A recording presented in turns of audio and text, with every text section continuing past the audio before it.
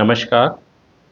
आज मैं आपके साथ एक वीडियो मैसेज से शेयर कर रहा हूँ और यह message motor OD insurance claim के विषय में है। और ये इसकी इन्फॉर्मेशन मुझे ईमेल के थ्रू इंश्योर्ड से आज ही आई है।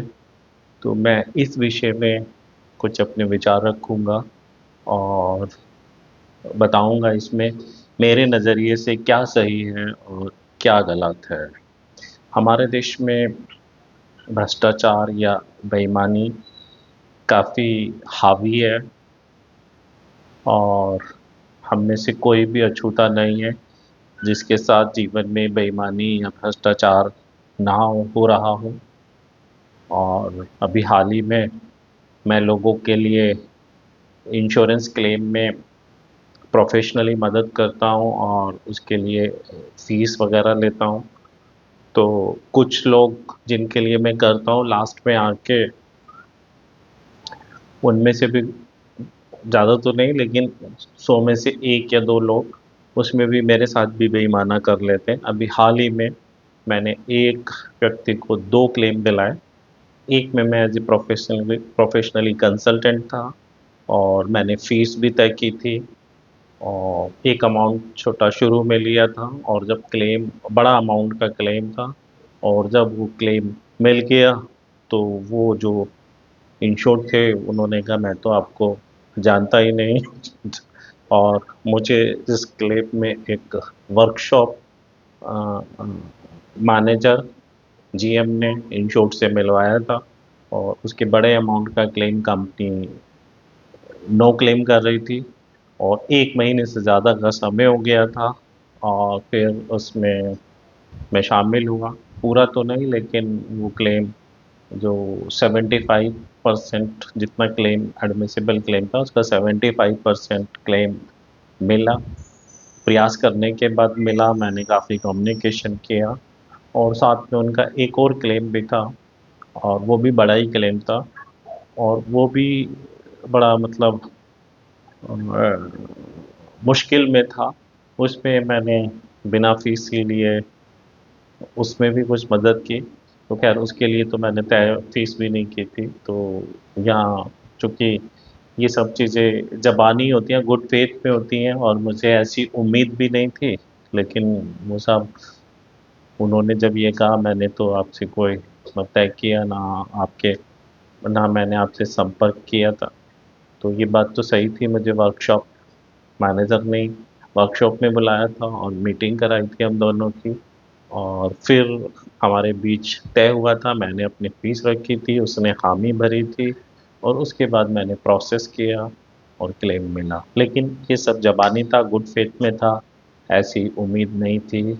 लेकिन ये जीवन है, यहाँ इसलिए किसी के भी साथ बेईमानी या भ्रष्टाचार हो सकता है और बीमा में तो बहुत ही बेईमानी और भ्रष्टाचार होती है हमारे देश में और ये हर तरफ से है। इंश्योर्ड की तरफ से भी, बीमा कंपनी की तरफ से भी, अप्रूव्ड सर्वेयर की तरफ से भी और वर्कशॉप की तरफ से भी। तो ये बहुत सारी तरफ से, लेकिन सब लोग बेईमान नहीं हैं। किसी भी अगर हम उसको देखें, ना सब बीमा कंपनी के लोग, ना सब इंश्योर्ड, ना सब सर्वेयर, ना सारी वर्कशॉप।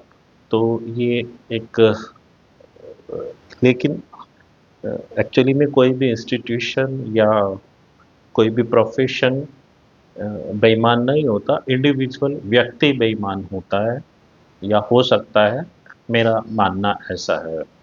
तो आज जो मैं एक अब हम मुद्दे पे आ जाते हैं और है तो ये भी भ्रष्टाचार से ही जुड़ा हुआ मैटर है। तो आज सुबह मुझे एक मेल आई जो लखनऊ से थी, जो मतलब इंश्योर्ड लखनऊ के थे और उन्होंने 31 30 दिसंबर 2023 में एक स्कोडा गाड़ी, स्कोडा स्लाविया गाड़ी खरीदी, बिल्कुल नई गाड़ी। और शायद वो 18 साढ़े 18 सवा 18 लाख के बीच की उन्होंने गाड़ी ली और उसका एक भारत की जो सबसे बड़ी जनरल इंश्योरेंस कंपनी है प्रीमियम के नज़रिए से, उससे उन्होंने उसका बीमा कराया। बीमा में RTI add on, zero depreciation, जितनी भी ये नॉर्मली एड ऑन कवरेज होती हैं, वो की प्रोटेक्शन, वो सारी उन्होंने ली, उसका प्रीमियम दिया। और ये जो गाड़ी की आईडीवी वो 15,42,800 थी। और आरटीआई के लिए भी उसमें एक अमाउंट लिखा हुआ था जो 18,26,708 रुपये था। तो खैर साहब ये गाड़ी ली, और ये गाड़ी का 3 दिसंबर 2024 को एक एक मेजर एक्सीडेंट हुआ। और गाड़ी को ये एक डीलर वर्कशॉप पे ले गए, और क्लेम जो प्रोसेस है वो किया। बीमा कंपनी ने इसमें एक अप्रूव सर्वेयर साहब को अपॉइंट किया।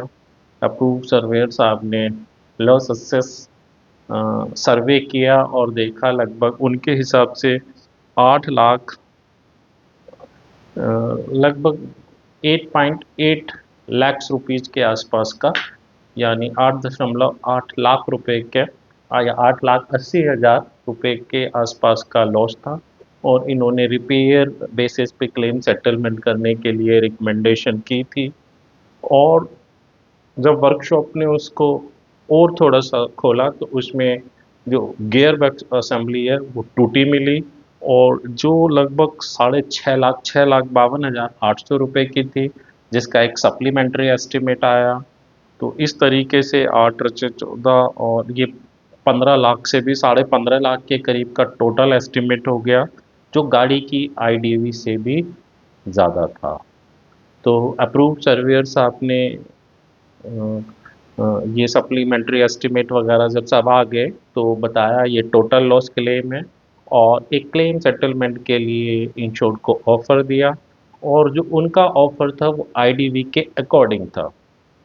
अब चूंकि गाड़ी में आरटीआई हेड ऑन कवरेज है, तो इंश्योर्ड ने काउंटर किया कि साहब मेरी गाड़ी की आरटीआई कवरेज है, और पॉलिसी में भी एक वैल्यू लिखी है जिसमें लॉस की जो लॉस डेट है उस दिन जो एक्स शोरूम प्राइस, और जो रोड टैक्स, जो रजिस्ट्रेशन टैक्स, और फर्स्ट ईयर का जो इंश्योरेंस प्रीमियम है, उन सब को जो जोड़कर अमाउंट आएगा वो total loss basis claim settlement में मुझे मिलना चाहिए, जो लगभग 18.5, 18.5 या 18 लाख के अराउंड होना चाहिए। तो ये जो आईडीवी के अकॉर्डिंग जो मुझे क्लेम सेटल करके पेमेंट के लिए कहा जा रहा है, ये तो गलत है। तो इसके कुछ दिन बाद ही साहब जो अप्रूव सर्वेयर हैं उनका मेल आती है इंश्योर्ड को, और कम्युनिकेशन जो भी जिस भी माध्यम से, वो कहते हैं कि साहब ये इस पॉलिसी में थर्ड क्लेम है। तो जो थर्ड क्लेम है, इसलिए इस पे जो थर्ड क्लेम के समय ये पॉलिसी एक सामान्य पॉलिसी में बदल जाएगी, और जो डेप्रिसिएशन एड ऑन कवरेज है उसकी एडवांटेज या फैसिलिटी नहीं मिलेगी। तो इस पे डेप्रिसिएशन आएगा, और इस तरीके से इसकी नेट लाइबिलिटी में जब डेप्रिसिएशन अप्लाई करेंगे तो वो 75% ऑफ आईडीवी से कम आएगा। तो सब, यानी कि अब ये क्लेम टोटल लॉस क्लेम नहीं है, ये रिपेयर बेसिस पे सेटल होगा, और गाड़ी को रिपेयर कराइए। तो इंश्योर्ड को ये सब चीज़ें, जिस गाड़ी का रिपेयर खर्च उसकी कीमत से ज़्यादा है, और उसको रिपेयर कराने के लिए कह रहे हैं, और ये कह रहे हैं कि ये जो है क्या नाम, थर्ड क्लेम है। इससे पहले इंश्योर्ड ने 2 क्लेम लिए हैं, तो अब ये नॉर्मल पॉलिसी में बदल गई है और डेप्रिसिएशन एडवांटेज नहीं मिलेगी। तो इसके लिए उन सर्वेयर साहब ने एक 2018 का इंश्योरेंस कंपनी का सर्कुलर का हवाला दिया। तो साहब अब मैं इसमें अपना अपने जो विचार या ख्याल रखने वो रखता हूँ। सब अप्रूव्ड सर्वेयर को loss assessment insurance policy contract के अकॉर्डिंग करना होता है, ना कि इंश्योरेंस पॉलिसी के जो उनके अपने निजी सर्कुलर्स होते हैं।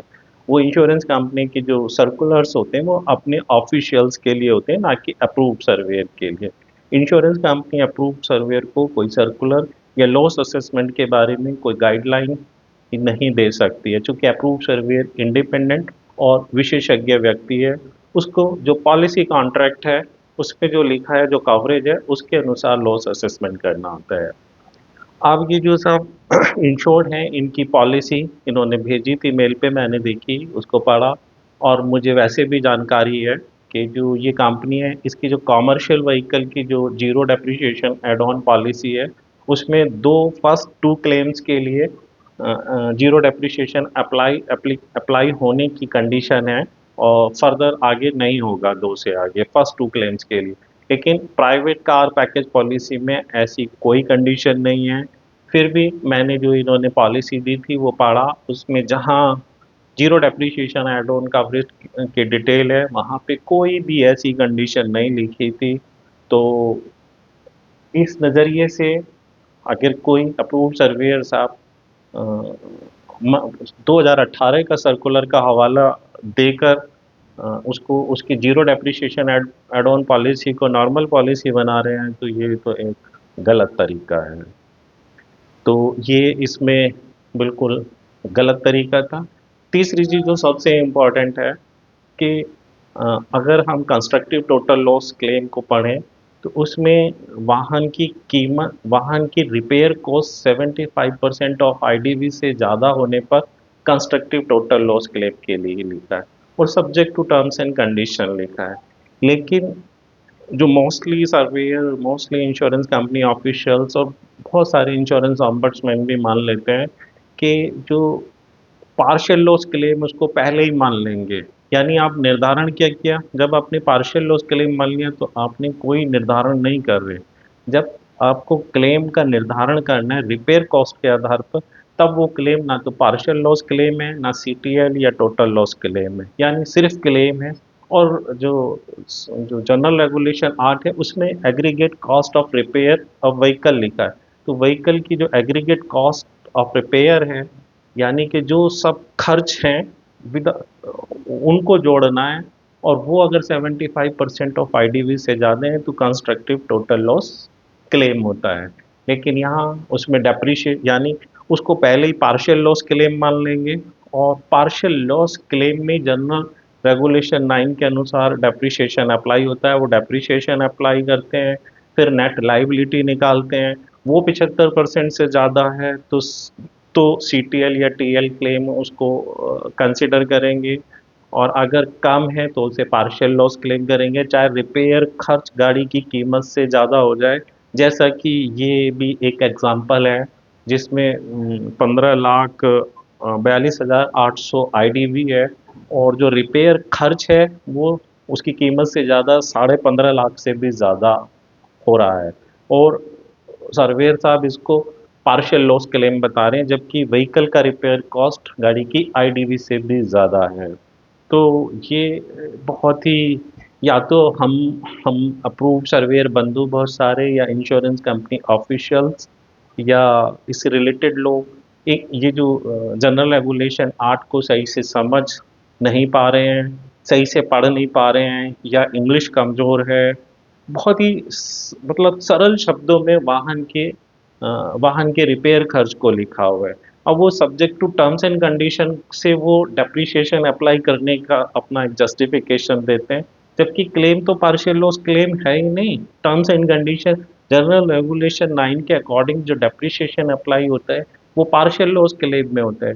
जब आप क्लेम का निर्धारण कर रहे हो कि ये पार्शियल लॉस क्लेम है या सीटीएल टीएल क्लेम है, तब तक यानी वो क्लेम कुछ नहीं है। तो तब हम वाहन के रिपेयर कॉस्ट का अगर कैलकुलेशन कर रहे हैं तो कोई भी डेप्रिसिएशन टर्म्स एंड कंडीशन के तहत भी नहीं लगाना होता है। तो उस जो रिपेयर खर्च आएगा उससे ये क्लियर होगा कि ये क्लेम पार्शियल लॉस क्लेम है या सीटीएल क्लेम है। अगर पार्शियल लॉस क्लेम है तो बीमा कंपनी की नेट लाइबिलिटी निकालने में GR9 के अकॉर्डिंग डेप्रिसिएशन अप्लाई करेंगे, और अगर सीटीएल क्लेम है तो उसे टोटल लॉस बेसिस पे सेटल करने के लिए इंश्योरेंस कंपनी की नेट लाइबिलिटी लिखाएंगे, निकालेंगे, कैलकुलेशन करेंगे, और कोई भी डेप्रिसिएशन जो जनरल रेगुलेशन 9 के अकॉर्डिंग है वो इस पे अप्लाई नहीं होगा। तो ये ये भी इस केस में जो है ये शामिल थी ये चीज़। और तो इस तरीके से जो सर्वेयर साहब का जो डिसीजन या जो निर्णय वो मेरे अनुसार बहुत गलत था। और पहली चीज़ जो कॉन्ट्रैक्ट में ये अगर हम रूलिंग्स आईआरडी बहुत सारी रूलिंग्स और बहुत सारे कोर्ट के जजमेंट भी पढ़ेंगे कि जो कॉन्ट्रैक्ट जो पॉलिसी है उस पे जो लिखा है वही माना जाएगा। अगर उस पे दो क्लेम की कंडीशन लिखी हुई है फर्स्ट टू क्लेम्स के लिए जीरो डेप्रिसिएशन एप्लीकेशन, तो वो मान्य होगी।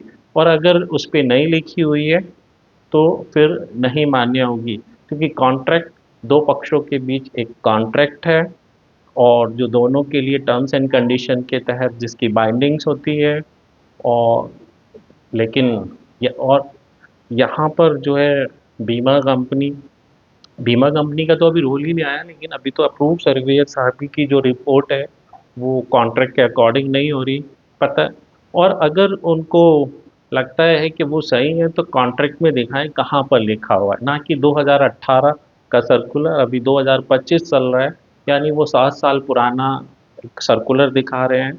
हाँ, ये सच्चाई है कि पहले 2000 से पहले ये फर्स्ट टू क्लेम्स की कंडीशन प्राइवेट कार्स के लिए मोस्टली ये जो गवर्नमेंट पीएसयू कंपनीज हैं उनमें होती थी। उनकी मोटर ऑडी पॉलिसी के लिए जो add on zero depreciation add on होती थी वो होती थी।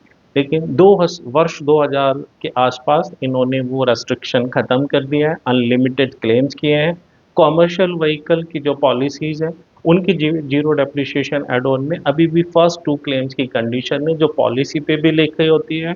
और अगर हम ये जो add on zero depreciation add on coverage है इसकी भाषा पढ़ें कॉमर्शियल व्हीकल्स की, तो उसमें भी ये कंडीशन मिलेगी कि ये सिर्फ फर्स्ट दो क्लेम पे अप्लाई होती है, लेकिन प्राइवेट कार के लिए ऐसा नहीं है। अब साहब इन्होंने मेरे से इसके लिए हेल्प भी मांगी थी, तो मैं जो मेल पे उन्हें मैंने बताया, मैंने अपना नंबर भी दिया था। खैर मुझे फ़ोन तो नहीं आया, तो लेकिन मैंने उनसे बताया कि आपको हायर अथॉरिटीज़ को शिकायत करनी पड़ेगी और शिकायत कॉन्ट्रैक्ट के अकॉर्डिंग ही करनी होगी। सर्वेयर का जो रोल है, ड्यूटीज़ एंड रिस्पॉन्सिबिलिटीज़ है, वो पॉलिसी कॉन्ट्रैक्ट के अकॉर्डिंग क्लेम लॉस असेसमेंट की है। और यहाँ पे आपके साथ जो अप्रूव्ड सर्वेयर हैं वो पॉलिसी कॉन्ट्रैक्ट के अकॉर्डिंग लॉस असेसमेंट नहीं कर रहे हैं, तो आपको बीमा कंपनी और हायर अथॉरिटीज़ को कंप्लेन करनी चाहिए कि साहब ऐसी कोई कंडीशन है ही नहीं, और अगर है तो वो शो करें और ये आपके साथ गलत हो रहा है। और दूसरा जो दूसरा पहलू है जिस पे मैं भी इतना फोकस इनके लिए नहीं रख रहा हूँ, लेकिन मैं अगर एज ए अप्रूव सर्वेयर हूँ तो मेरे लिए तो इस क्लेम हो या कोई भी हो, जो रिपेयर कॉस्ट है वो इम्पोर्टेंट है। अगर इसमें गाड़ी की कीमत से ज़्यादा खर्च हो रहा है, यानी कि 15.5 लाख रुपए के करीब, और तो फिर ये यानी जो 75% ऑफ आईडीवी से ज़्यादा है, तो ये मेरी नज़रिए से सीटीएल क्लेम ही है और जिसे टोटल लॉस बेसिस पे सेटल करना चाहिए। हाँ, इसमें पार्शियल लॉस क्लेम मानकर डेप्रिसिएशन अप्लाई कर कर नेट लायबिलिटी भले ही कितनी भी कम आए उससे कोई फ़र्क नहीं पड़ता है। अगर हम बहुत सारे कंज्यूमर कोर्ट के डिसीजन देखेंगे, मोस्टली सभी में उसमें इस किस्म के विवाद में इंश्योर्ड की जीत होती है।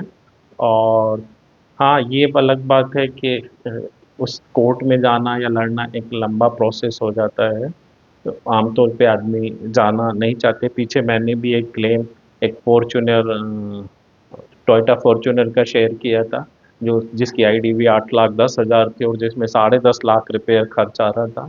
और इंश्योर्ड चूँकि नहीं चाहते थे उस केस में कि वो एक लंबी लड़ाई लड़ें, तो उन्होंने एक समझौता कंप्रोमाइज़ तरीका अपनाया और जिसमें 7,60,000 के आसपास या 65,000 जो भी है वो क्लेम सेटल किया एक कंप्रोमाइज़्ड वे में और उसका निपटारा किया था। तो ये हमारे देश में बहुत ज़्यादा मतलब अ भ्रष्टाचार कह लीजिए या गलतफ़हमियाँ कह लीजिए, वैसे ये भ्रष्टाचार ही कहूँगा मैं, कि हम लोग उस पढ़े लिखे को भी समझना, जानना, मानना ही नहीं चाहते। हम लोग इतने ज़्यादा बीमा कंपनी के फ़ायदे की दिशा में सोचने लगे हैं कि जो जो नियमों की भाषा है या जनरल रेगुलेशन 8 में जो सीटीएल की परिभाषा है, उसको भी हम मानना नहीं चाहते, अप्लाई करना नहीं चाहते, अपनी सर्वे रिपोर्ट में देना नहीं चाहते। तो ये अ, गलत है, हमें इसमें सुधार लाना चाहिए। और अगर ये कोई मैं जिनको ये मैसेज आप लोगों को दे रहा हूँ अगर आपके साथ कभी ऐसा हो या आपके मिलने वाले के साथ, परिचित के साथ, तो फाइट कीजिए, फाइट राइटिंग में कीजिए। और अ, अगर एक लेवल पे आपको सॉल्यूशन नहीं मिल रहा तो बीमा लोकपाल में कंप्लेन कीजिए। और अगर वहाँ से भी नहीं मिल रहा तो फिर आप कंज्यूमर कोर्ट में जाइए। और अगर आप थोड़ा दिन इंतज़ार कर सकते हैं तो कंज्यूमर कोर्ट बेहतर विकल्प है, क्योंकि वहाँ सुनवाई बेहतर तरीके से होती है। तो ये मेरा आज का वीडियो है, अब इसको विराम देते हैं और फिर मिलते हैं अगले वीडियो में। नमस्कार।